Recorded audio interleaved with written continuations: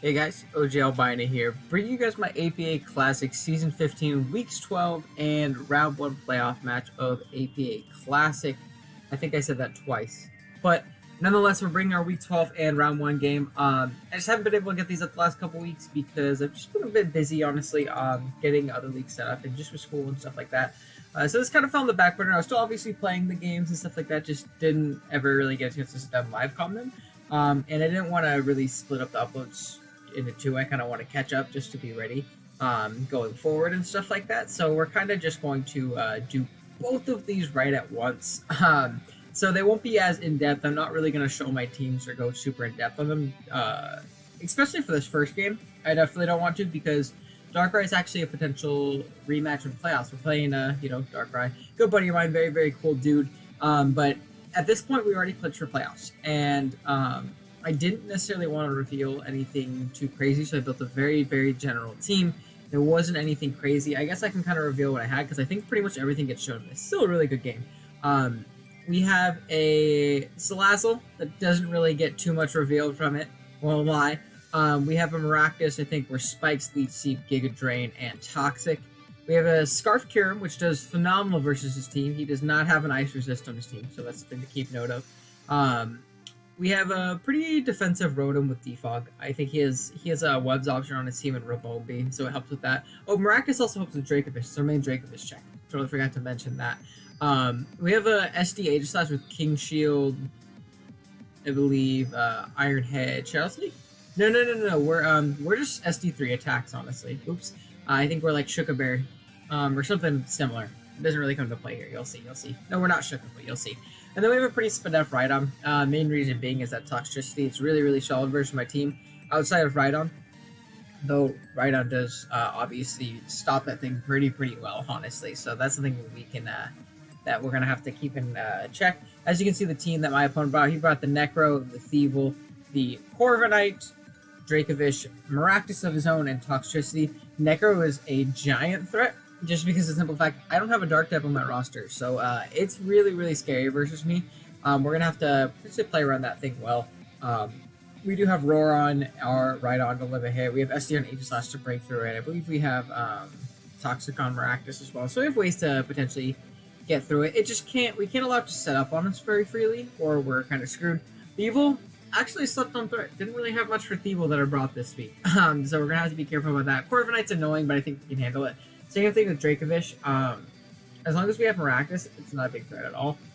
As for the other Maractus, it's kind of just there. I'm not worried about that thing at all either. And then Toxtricity as long as we have Rhydon. So let's just jump into the game. We're kind of going to be remembering as we go. I lead off with my Rotom as he leads off with his Dracovish. So I'm going to switch out to Maractus just in case this thing is Scarfed. But the fact that he did switch hard out into the Toxtricity leads me to believe he probably isn't, just because he didn't want to get T-bolted on, he didn't want to get Volt switched on. So that definitely does make sense. Gives me some pretty valuable information there, though I suppose it potentially gives him information. If he is Scarf, he's figuring Scarf on me, but I don't think Scarf was a great break versus him.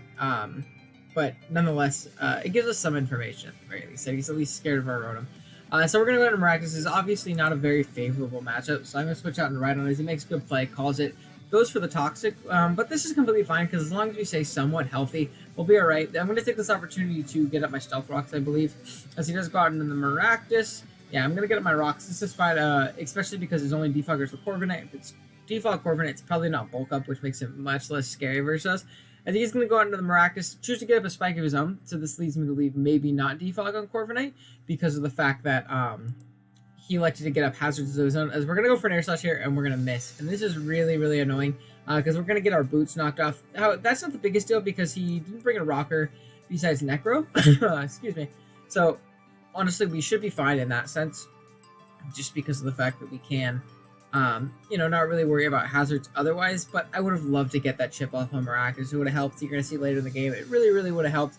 Not the biggest deal in the world, as he's going to pivot out into Toxtricity this turn, not wanting to take the Air Slash this time, as I am going to get off a decent amount, get a 25% on it, which is obviously really nice. He's going to go for the Moonburst, revealing to be Scarfed, as I do go for yet another Air Slash. The reason I went for that Air Slash is because I was playing a little aggressive here. I kind of want to get a feel for how Darkrai plays and stuff like that, especially for playoffs and stuff. I really did expect him to double out into the Miraculous there. I thought my right-on play was incredibly obvious, so I wanted to try and double and catch that, and just off a free air slash and then force him back into my Toxtricity, get a lot of damage off my Rotom. That obviously would have been nice, but it's not the biggest deal. However, this does give me information that this is a Scarf Toxtricity. And that's very, at least I think it's Scarf. I'm not super fast on my Rotom, so he could be faster than me if he ran like max speed. But I was very surprised about that, because I figured Tox is good versus me. I figured maybe a setup set for late game if he could get rid of Rhydon, because the fact that I have Aegislash plus Rhydon kind of, in my opinion, invalidates any kind of Scarf Tox set, because if it locks into Overdrive, I obviously have Rhydon. Same thing, and if it locks into either Sludge Wave or Boomers, I have Aegislash and Rhydon. So I didn't think Scarf would come versus me, but it did nonetheless, so something we're going to have to keep in mind playing throughout this game. And right here, I am going to switch out into Rhydon this turn, because I obviously want to save my Rotom if I can at all do so. The Boom Burst is only going to do 27, so it honestly bounces off pretty easily.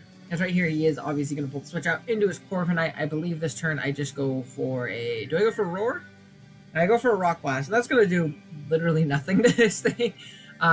We get a good 4 hits, which is nice, because we're going to force this thing into a potential Roost turn, which is obviously really nice for us. As he is going to go for said Roost, as I believe instead of calling it and going for the Earthquake, which is annoying, I wish I would have, I just go for the Roar in case this thing wanted to bulk up in my face. Because again, I didn't see Defog on it, or I feel like he would have brought in and Defogged on me earlier if he was Defogged. So I figured that was my best play. This turn he's going to get roared out into the Necrozma, and there's literally no way that I'm going to let this thing set up for free. So I stay in and then I roar again just in case he decides to try and do so. Didn't figure it. Now this turn, this is a big turn. So I choose to go to my Aegislash. I figure this is the Mon that most immediately pressures Necro. Maybe not initially, but once we get up in SD, even if he's Earthquake or Earth Power or anything like that, we live 2 with our lefties, and we can always Shadow Claw at the next turn. And obviously do a ton of damage with +2 Shadow Claw, and that'll put it in range of Kyurem, that'll put it in range of Salazzle, etc., etc.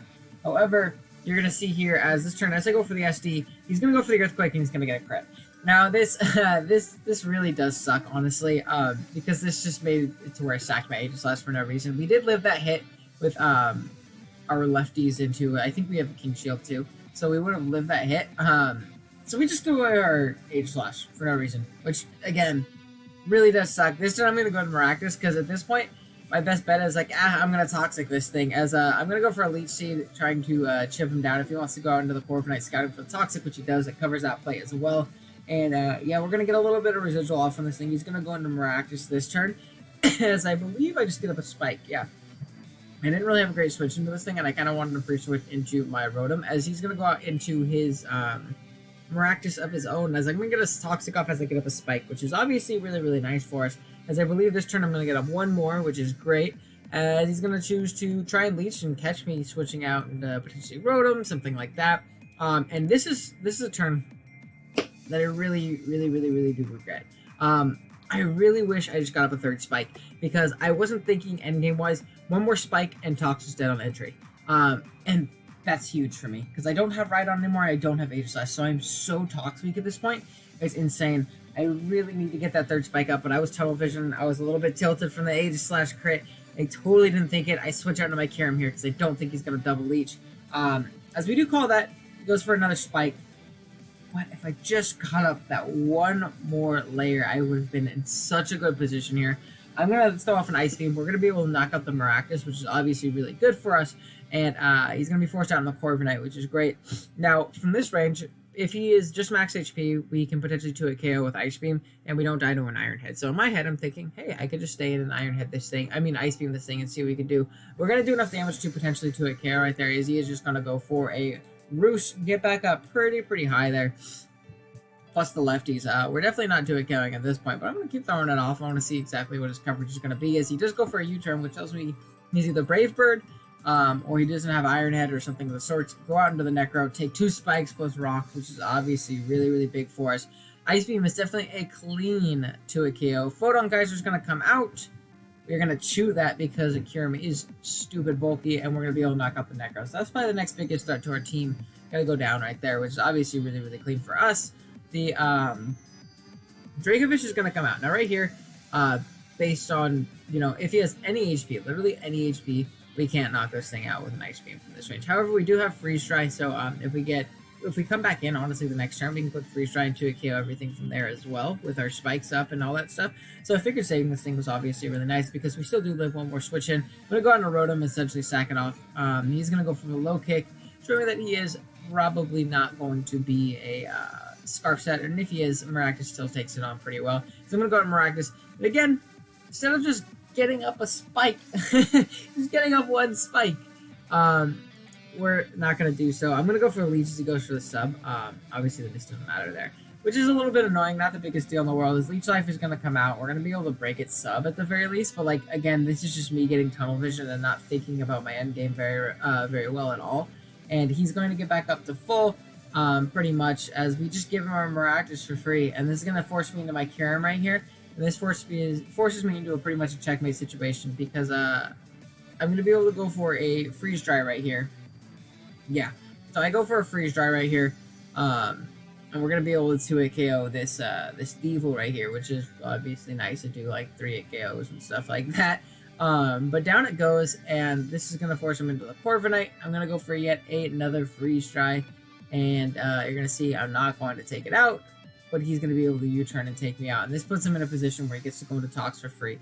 And if he's Scarf, he obviously wins the game. If he is not Scarf, I can flame charge up, or I can flame charge up to get the guaranteed kill. Be faster than anything on his team. Obviously, we're faster anyways, but I'd rather not miss. Or I can just go for the Sludge Wave, but he is going to be faster. He's going to go for the Boom Burst, and then our Salazzle is going to go down. So honestly, I think this game is kind of a testament of just me getting tunnel vision. Again, if I get up that third spike at any point, Salazzle even wins the game at that point, because Dracovish was in range of a Sludge Wave at that point because we were modest, pretty heavily invested. Corviknight obviously isn't taking us on at 17%. And this Tox would have been dead with just one more spike. So, it's just me getting tunnel vision. I should have kind of thought out my plays a little bit more, but what can you do? It happens. That's Mons. At least it was a game that didn't necessarily matter. It was a week 12 game, kind of scouting to see what he wants to bring, and I definitely did get some information, so I can't complain about that. But yeah, that was our week 12. I'm going to jump right over to our round 1 battle against Blinn. Alright guys, so here with my round 1 battle versus Blinn. I figured for this I could at least show you the team, just because it is a playoff game, so I definitely don't need to hide sets or anything like that going into it, or hide EVs and stuff. Blinn has a very, very scary team. He has some threats like Hydreigon, which absolutely ripped me a new one. What else does he have? He has some pretty scary things, but we have a King Shield Aegislash with the Colbur Berry, mainly for that Hydreigon. King Shield Shadow Claw Toxic Close Combat. The Toxic is to catch things like Arcanine, which are super easy switch-ins versus me. With the Toxic, and obviously will them down like that. Then we have a Sub Metronome Kyurem, which goes crazy versus him. Ice Beam Earth Power Sub Roost. Really, really solid this game. We have a Assault Vest Hatterene. So if you look at our team just in general, we're very Kyurem weak, but this is going to be our main Kyurem check. We're like not 3-hit KO'd by Flash Cannon if he's Scarf. We're not 2-hit KO'd by Specs Flash Cannon, and we can obviously shoot Dark Pulses pretty well. So obviously Draining Kiss is going to blow that thing backwards. We're going to get like all of our health back from it too. Psychic Shadow Ball, Mystical Fire hits the team very hard as well. It's just a nice bulky pivot this game. Then we have a Nasty Plot, Charcoal Salazzle Taunt for his Fat. Arresto Chesto Berry, Snorlax with Body Slam, Toxic Whirlwind, and Rest. He has some things we need to phase out potentially on his team. This is just a nice annoyance for him. And then we have a Bulk Up 3 Attacks Girder, which goes crazy this game. But yeah, let's jump right over to the game as I like try and fix the dimensions a little bit here. Cool. So you're going to see the team that Blinn ended up bringing today. It's going to be the Hydreigon, Arcanine, Copperajah, Sudowoodo, Wishcash, and Virizion. So a very interesting team. Especially those two little guys chilling in the middle. They definitely don't fit in with the big, scary look of Blinn's team there. But right off the bat, I see Hatterene looks amazing this game. Our Salazzle, if we can get up a Nasty Plot, goes phenomenal as well, as long as we chip down the Wishcash. It looks really, really good. And then our Kyurem. Kyurem goes nuts this game. If we can get up a sub, things are looking very tough for Blinn. So we're going to have to, be smart about that. But yeah, let's jump right into it. I believe I lead off with my Salazzle just because we do have the Taunt, as he is going to lead off with Sudowoodo. And now, I sat here for a minute and I really wanted to click Taunt on the potential rocks, but I figured that was a bit obvious, especially with the lead Salazzle. And this thing is really threatening, and I really like Salazzle in the endgame, so I didn't want to risk him going for the head smash.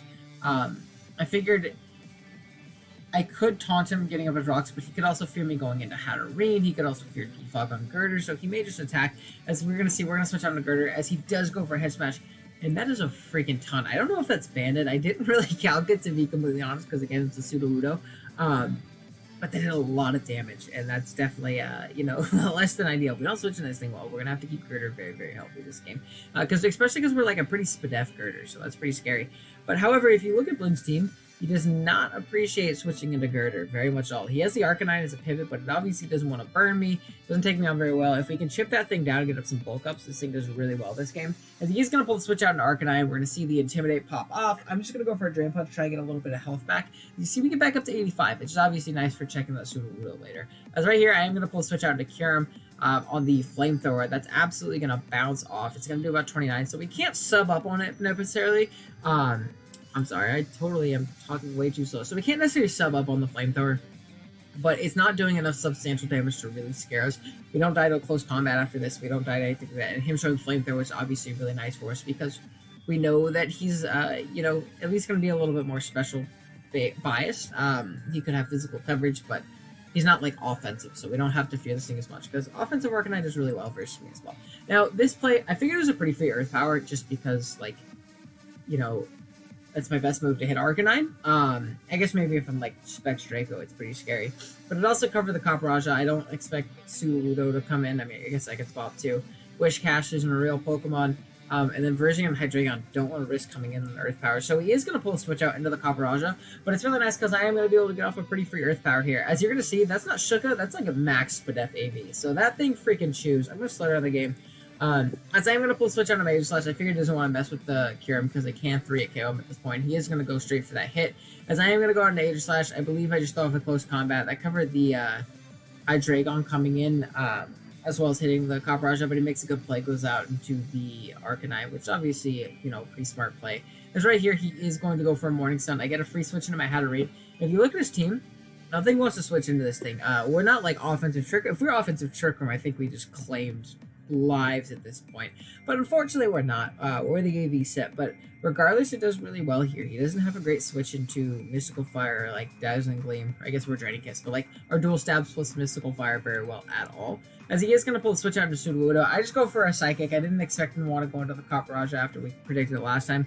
We get a crit there. I don't know how much it mattered, but nonetheless, it does suck. As he is going to go back out into the Copperajah this time, I'm going to go into Girder, expecting potentially like an Earthquake on my Aegis Slash, as that is exactly what he doesn't end up going for. And now we get another free Drain Punch. We're going to be able to force this Arcanine to take a little bit of chip, maybe waste another Morning Sun here soon, as we do get off a nice little Drain Punch. Get back up to 73, so we're getting pretty low. We got to be careful. I want to stay out of range of a Hydreigon Draco Meteor, if at all possible, too, in case our Hatterene gets a little too chipped. Because right here, I am going to go into the Salazzle. Oh no, I clicked the wrong button. Hold on. Oh, this is so sad. Hold on, where are we? So he kills Sudowoodo, get that, he goes on Arcanine. I'm gonna go Salazzle. Okay, cool. There we go. Sorry about that. So I'm gonna go Salazzle here, expecting him to want to potentially go for a coverage move for Hatterene, or I went that last time. And this is the mon I see myself getting the most likely chance to set up a Nasty Plot on. So I'm going to go into Salazzle. I don't necessarily know if he's going to have Bulldoze, but being that he showed me Flamethrower, I figured he potentially might not. We're going to be able to chew this Flamethrower like really, really easily. And at this point, I'm like, cool. So I just set up a Nasty Plot, and I get to kind of punch through my opponent's team. As I am going to go for Nasty Plot, he does stay in though, and he does go for the Bulldoze and knocks us out. So it's good prep on his end, realizing that Salazzle is a big threat versus him, and you probably shouldn't allow it to set up for free. And Salazzle's so freaking frail that it just dropped. So down goes Salazzle. A bit annoying, but now I know a good majority of the set.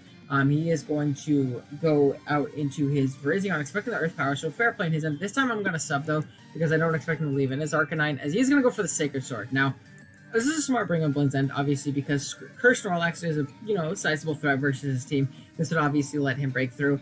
I was hoping he was CC, because at that point I would have been able to Ice Beam him at -1 Spadef. He would have dropped.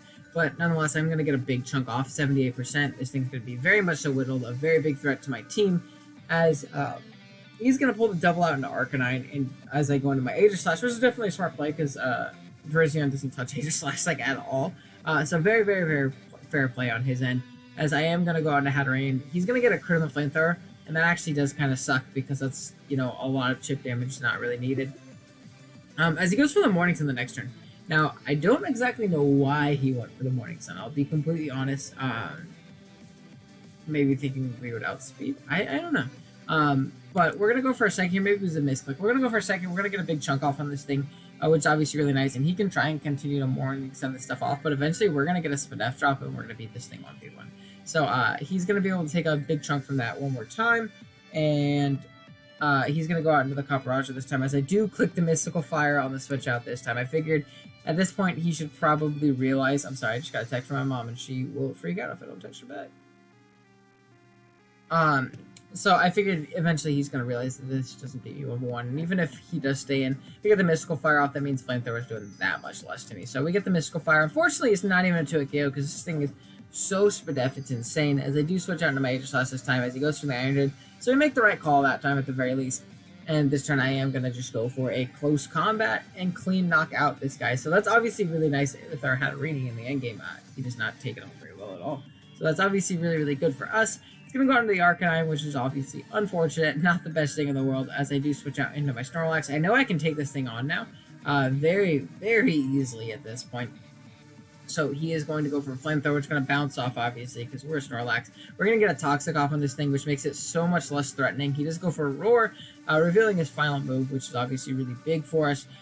Pushes us out into our Girder, and that's not intimidated. We actually threaten this thing pretty decently. As he is going to go for a Flamethrower, and he's going to get the burn, and I have never been so happy about a 10% burn chance in my life, because we are obviously Guts, and that's going to make it to where our Drain Punches are going to be doing a ton. So we're going to get off a big 46% on that Drain Punch, get back up to pretty much full where we were before, as he is going to take a little bit more poison damage, and he's going to be in range of this next Drain Punch, as he does switch out, sacks out the Virizion, which is completely fair. I went for a Mach Punch just because 2 Mach Punches did knock it out at that point. I guess I kind of got a little bit extra health from a Drain Punch, but just in case, you know, for some reason a Mach Punch didn't knock it out, I figured it's my best player. If I got a crit, I took no damage. And right here is going to go in the Risk Cache. I don't want to let this thing set up for free. It's actually a really bad idea because this thing does really well versus me, now that I look at it. So right here, I'm going to go for a Drain Punch because Drain Punch into another one should knock it out, and I don't think this thing knocks us out at +1, just because Girder is so naturally bulky with the Eviolite. And I'm going to go for 2 Mach Punches just because it was my safest play. In case he, knocked us out or crit us in 1 and we didn't get off any damage, then things were looking really, really tough for us. But nonetheless, we are able to Mach Punch him down into range of the Life Orb recoil. Down it goes, which obviously is super, super clean for us.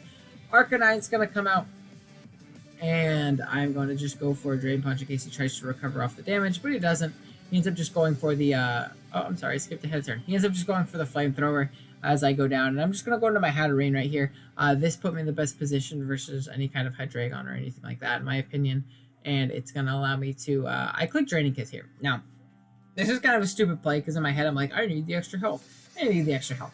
It was kind of a throw on my end. Like, if I got burned, and then he got, like, a crit with Flash Cannon, I could lose to Hydreigon, so, like, I probably shouldn't. I mean, granted, I still have a full health Snorlax, so unless he's Nasty Plot, can't really lose to Hydreigon, but, like, I mean, I guess if he got a crit on Flash Cannon and started setting up, things were looking really bad for me, so, that's really scary. Or if I got flinched twice with Hatterene. So I really should have just Psychic this thing. There's no way he was going Hydreigon. I guess it covered both, but, like, there was no reason he had to ever save this thing. I clicked Draining Kiss, though, and you're going to see that it's not going to knock it out. I thought it would knock it out with Poison regardless, so I figured it was my best play.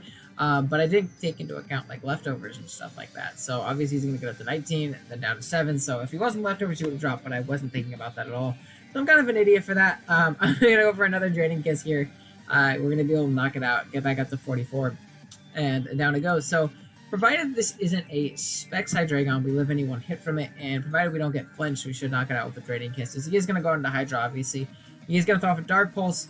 We're going to chew that pretty easily, and I'm going to throw off a Draining Kiss, knock this thing out, get literally back up to full health, and we're going to take home this game a nice 4-0. So GG Stiplin.